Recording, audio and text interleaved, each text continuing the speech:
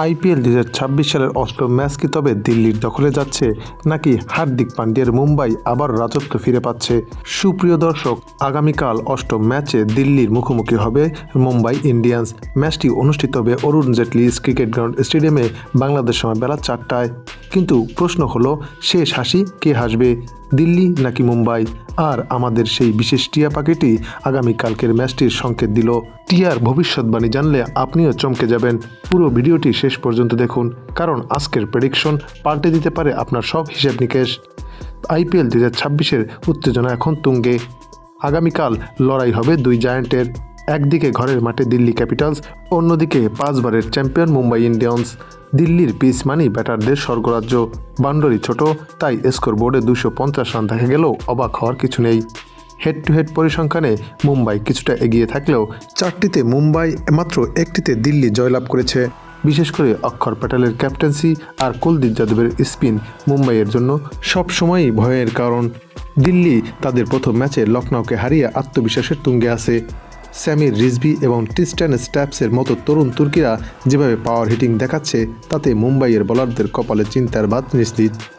দিল্লির বোলিং অ্যাটাকে টি নটরাজন ও লুঙ্গি এনগিডির গতি আর সুইংয়ের পাওয়ার প্লেতে রোহিত শর্মার জন্য বড় পরীক্ষা হতে পারে।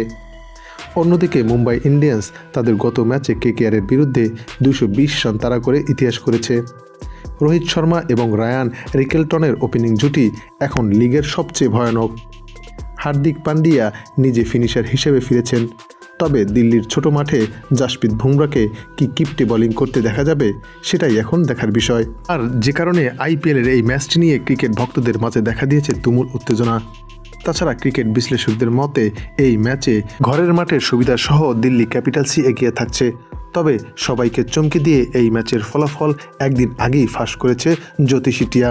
টিয়াটির সামনে দিল্লি ক্যাপিটালস এবং মুম্বাই ইন্ডিয়ান্সের খাম রাখা হলে সে কিছুটা সময় নিয়ে নিশ্চিতভাবে একটি লোগো বেছে নেয়। টিয়ার মতে আগামীকালকের এই ম্যাচে জয়ী হতে চলেছে মুম্বাই ইন্ডিয়ান্স।